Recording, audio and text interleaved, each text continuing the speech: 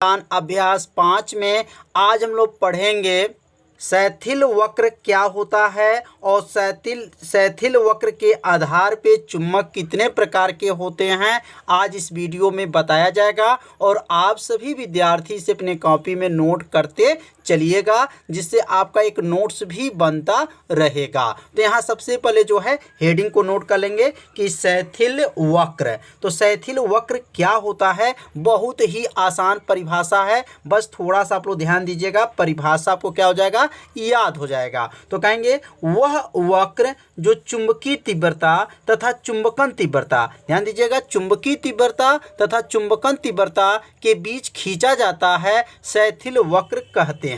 मतलब किसके किसके बीच में रहता है, तो चुंबकीय तीव्रता होता है और चुंबकन तीव्रता होता है। तो यहाँ जो चित्र बना है ये बी देख रहे हैं, बी का नाम क्या है, चुंबकीय तीव्रता है, और एच का नाम क्या है, चुंबकन तीव्रता है। तो चुंबकीय तीव्रता और चुंबकन तीव्रता के बीच में जो वक्र खींचा गया है, इस वक्र को ही क्या कहा जाता है, शैथिल वक्र कहा जाता है। तो कितना आसान इसका परिभाषा है, मतलब बी और एच के बीच में, बी मतलब क्या हो जाएगा, चुंबकीय तीव्रता, और एच का मतलब हो जाएगा चुंबकन तीव्रता, दोनों के बीच में जो वक्र खींचा गया है, इस वक्र को ही क्या कहते हैं, शैथिल वक्र कहते हैं। तो आप इस चित्र को अपने कॉपी में क्या कीजिएगा, बना लीजिएगा। अब हम लोग पढ़ेंगे शैथिल वक्र के आधार पे चुंबक कितने प्रकार के होते हैं। तो शैथिल वक्र के आधार पे जो है चुंबक जो है कितने प्रकार के हैं, तो 2 प्रकार के होते हैं। पहला का नाम क्या है, तो पहला का नाम ये आप याद रखेंगे, पहला का नाम क्या है, तो वैद्युत चुंबक है। क्या नाम है,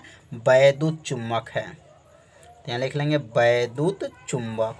तो शैथिल वक्र के आधार पे जो है चुंबक कितने प्रकार के होते हैं, तो 2 प्रकार के होते हैं। पहला का नाम क्या है, वैद्युत चुंबक होता है, और दूसरा का नाम अस्थाई चुंबक होता है। तो दूसरा का नाम भी नोट कर लेंगे, दूसरा चुंबक का नाम क्या है, अस्थाई चुंबक होता है।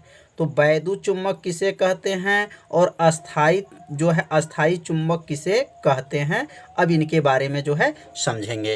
तो शैथिल वक्र के आधार पे याद रखिएगा चुंबक जो है 2 प्रकार, वैद्युत चुंबक और अस्थाई चुंबक होते हैं। तो वैद्युत चुंबक किसे कहते हैं, तो वैद्युत चुंबक क्या है, तो वैद्युत चुंबक के बारे में आप समझेंगे कि वैद्युत चुंबक बनाने के लिए नर्म लोहे अथवा घोड़े के नाल के आकार पर विद्युतरोधी तार लपेट कर धारा प्रवाहित की जाती है। तो इस प्रकार के चुंबक को क्या कहते हैं, वैद्युत चुंबक कहते हैं। मतलब जो वैद्युत चुंबक होते हैं वह नर्म लोहे का बना होता है, और घोड़े का जो नाल होता है वह नाल के आकार पर जो होता है, मतलब घोड़े के नाल के आकार पर विद्युतरोधी तार को क्या किया जाएगा, लपेट दिया जाता है, और लपेटने करके उसमें क्या किया जाता है, धारा को प्रवाहित किया जाता है। तो इस प्रकार के चुंबक को क्या कहते हैं, वैद्युत चुंबक कहते हैं। अब जैसे में किसमें इसका प्रयोग किया जाता है, तो वैद्युत घंटी है, वैद्युत जो घंटी जो अलार्म होती है, वैद्युत मोटर है, डायनामो है, ट्रांसफार्मर है, आदि में इसका प्रयोग किया जाता है। तो वैद्युत चुंबक का प्रयोग कहाँ पे किया जाता है, समझ में आ गया होगा, वैद्युत घंटी, वैद्युत मोटर, डायनामो, ट्रांसफार्मर आदि में प्रयोग किया जाता है। तो इसे अपने कॉपी में जरूर नोट कीजिए, इसे 2 बार पढ़िए, आपको क्या होगा, वैद्युत चुंबक की परिभाषा याद हो जाएगा। तो अब हम लोग पढ़ेंगे अस्थाई चुंबक।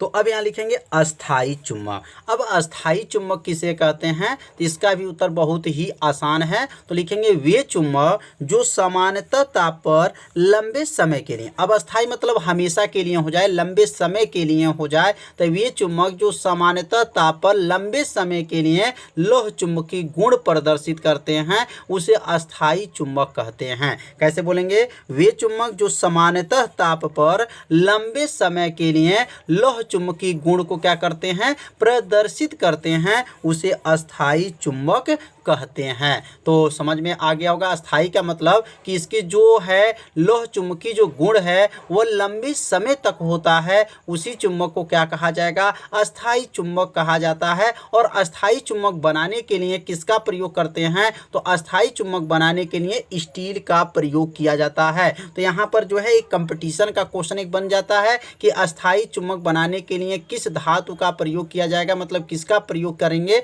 तो अस्थायी चुंबक बनाने के लिए स्टील का प्रयोग किया जाता है। यह जो है कई बार जो है कंपटीशन के एग्जाम में पूछा जा चुका है, तो इसलिए इसको आप लोग याद रखिएगा कि अस्थायी चुंबक बनाने के लिए किसका प्रयोग करते हैं, स्टील का प्रयोग करते हैं।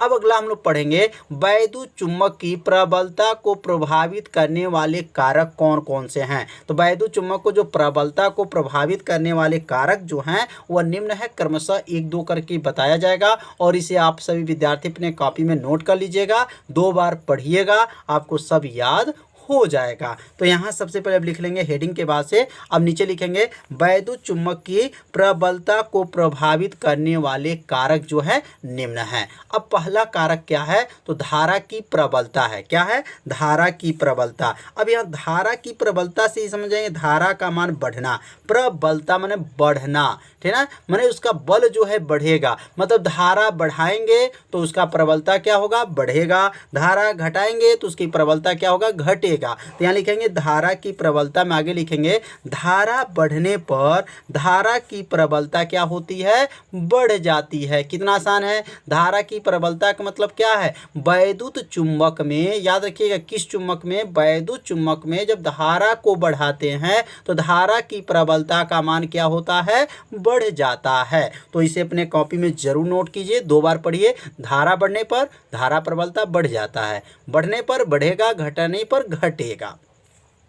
अब दूसरा है, तो अब दूसरा लिखेंगे फेरों की संख्या। तो फेरों की संख्या का मतलब क्या है, कुंडली में फेरों की संख्या को बढ़ा करके वैद्युत चुंबक की प्रबलता काफ़ी क्या हो जाती है, बढ़ जाती है। मतलब जो कुंडली में अगर फेरों की संख्या को बढ़ा दिया जाए तो उस वैद्युत चुंबक की जो प्रबलता होता है वह क्या होता है, बढ़ जाता है। कितना आसान है, फेरों की संख्या बढ़ाएंगे तो उसकी प्रबलता क्या होगा, बढ़ेगा। अगर फेरों की संख्या को घटा देंगे तो चुंबक की प्रबलता भी क्या हो जाएगा, घट जाएगा। तो समझ में आ गया होगा कि फेरों की संख्या का मतलब क्या है। तो वैद्युत चुंबक में याद रखिएगा किस चुंबक में, वैद्युत चुंबक में यदि फेरों की संख्या को क्या किया जाए, बढ़ा दिया जाए तो उसकी प्रबलता जो होता है वो काफ़ी क्या होता है, बढ़ जाता है। अब ये लास्ट जो इसका जो है प्रभावित करने वाले कारक कौन है, तो क्रूड का प्रभाव, क्रूड के पदार्थ, याद रखिए क्या है, क्रूड के पदार्थ। अब क्रूड जैसे लोहे का क्रूड होता है तो लोहे का क्रूड का इसमें प्रभाव क्या होता है, तो कुंडली में नर्म लोहे की क्रूड रखने पर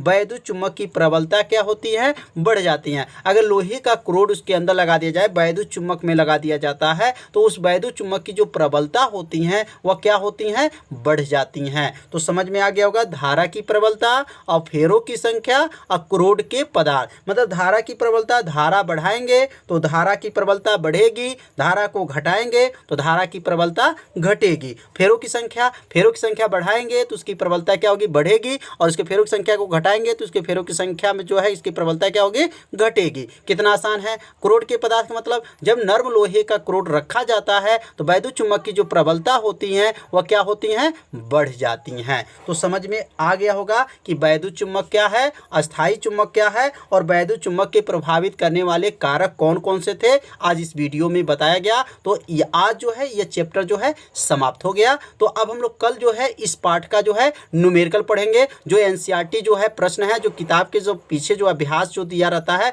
उस अभ्यास को जो है हल किया जाएगा। तो अभ्यास वाले प्रश्न को कल जो है वीडियो में बताया जाएगा। तो कल का वीडियो आप सभी विद्यार्थी देखना मत भूलिएगा। तो आज का वीडियो कैसा था आप सभी विद्यार्थी जरूर कमेंट कीजिएगा, वीडियो को लाइक कीजिएगा। यदि चैनल पर पहली बार आए होंगे तो चैनल को सब्सक्राइब और घंटी दबाना मत भूलिएगा, क्योंकि यह लाइव क्लास आपके लिए ही चलाया जा रहा है। तो अब मिलते हैं अब अगले भाग में, तब तक के लिए सभी विद्यार्थियों को नमस्कार।